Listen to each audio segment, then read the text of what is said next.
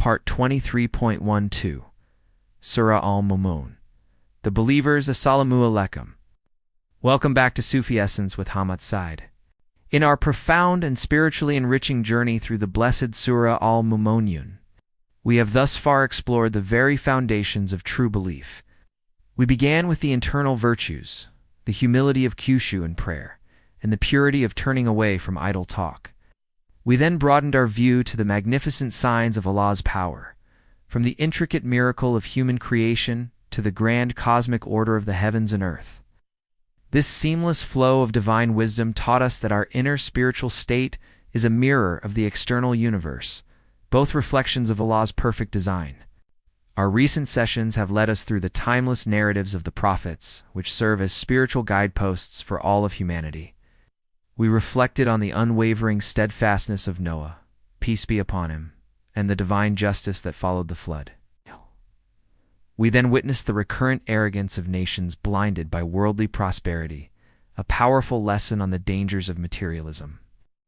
Finally, we encountered the epic struggle of Moses and Aaron, peace be upon them, against the tyrannical Pharaoh, a profound allegory for the soul's fight against the chains of its own ego. Each of these stories, though separated by history, is united by a single, unchanging divine truth. Now, as we continue our descent into the profound depths of this surah, the revelation makes a powerful and elegant transition. Having used the stories of past nations to expose the errors of disbelief and arrogance, the Quran now turns its attention to the essence of the divine message itself. These next verses act as a bridge, connecting the historical accounts of prophets with a universal and eternal declaration of faith. They reveal that the core message delivered by every single messenger throughout history was fundamentally the same, emphasizing the unity of all believers in one singular truth. From a Sufi perspective, this section highlights the concept of wahdat al-ajin, the spiritual unity of all divine faiths in their original pure form. The Sufi understands that while the outward expressions and laws may have differed, the inward reality of submission to the one Creator has always been a single, unbroken chain of divine light. This part of the surah is a powerful call to transcend the superficial divisions that plague humanity. It invites us to look past the external forms and rituals to see the common spiritual thread that binds all prophets together. It is a reminder that true unity does not lie in a forced uniformity of practice, but in the sincerity of a heart that recognizes and worships the one true Lord of all creation.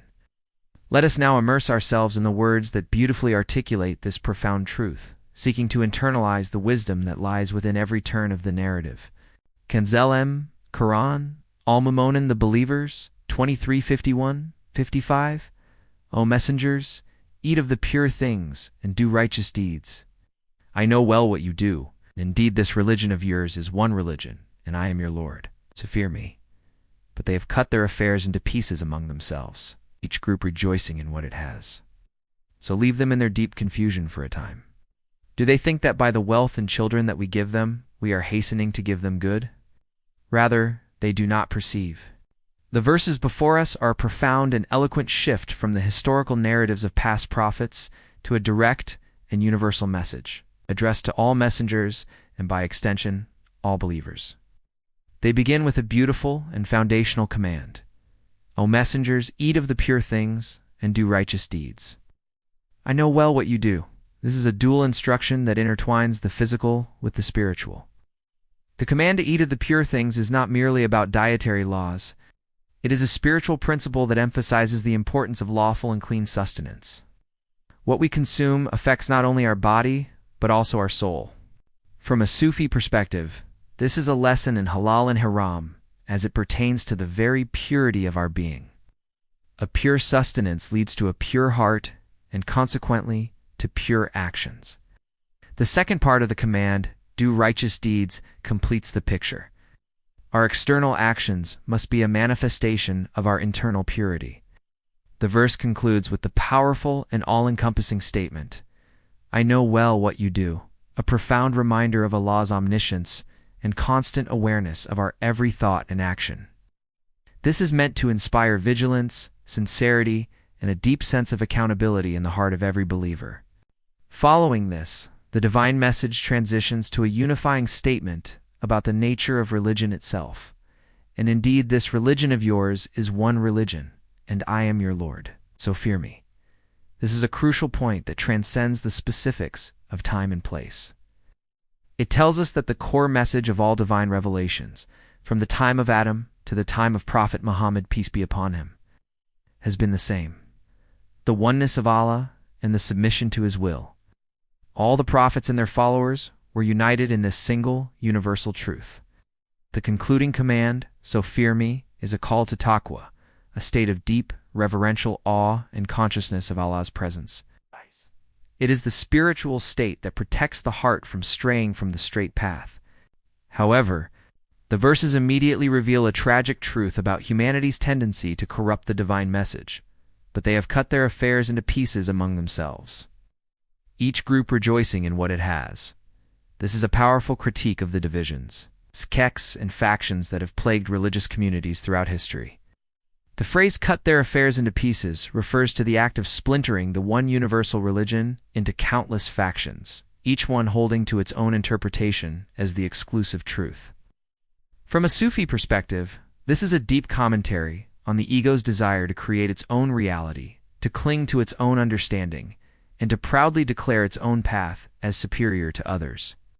The tragic irony is that each group rejoices in what it has, completely blind to the fact that they have lost the unity and universality of the original message. The divine instruction to the Prophet Muhammad, peace be upon him, in the face of such division is one of patience and detachment. So leave them in their deep confusion for a time. This is a lesson in spiritual wisdom, a recognition that not all hearts are ready to receive the truth.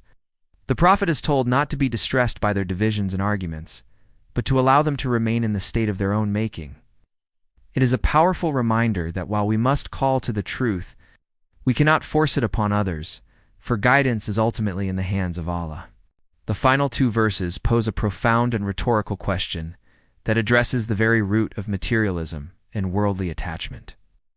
Do they think that by the wealth and children that we give them, we are hastening to give them good? Rather, they do not perceive. This is a crucial warning for every single one of us. It shatters the illusion that worldly blessings are a guaranteed sign of divine favor. Many people believe that their wealth, power, or family are a proof of their righteousness and a sign that they are on the right path. The verse explicitly refutes this notion. On the contrary, such blessings can be a test, a distraction, and even a stepping stone to punishment if they are not used in gratitude and righteousness. The ultimate verdict is clear. Rather, they do not perceive.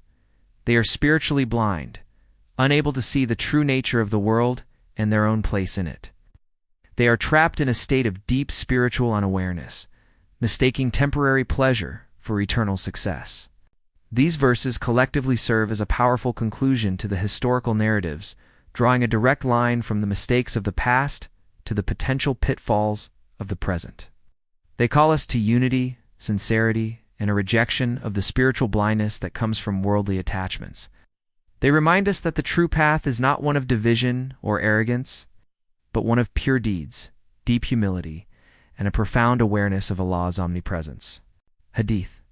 It was narrated from Jabir bin Abdullah, may Allah be pleased with him, that the Prophet, peace be upon him, said, "The most truthful of speech is the book of Allah, and the best of guidance is the guidance of Muhammad, and the worst of affairs are their innovations.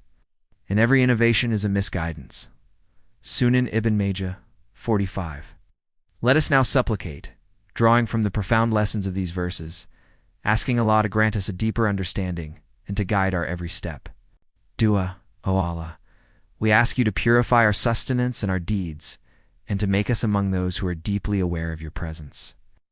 Free our hearts from the divisions of sects and the pride of factions, and unite us on the single, true religion that you sent down to all your messengers.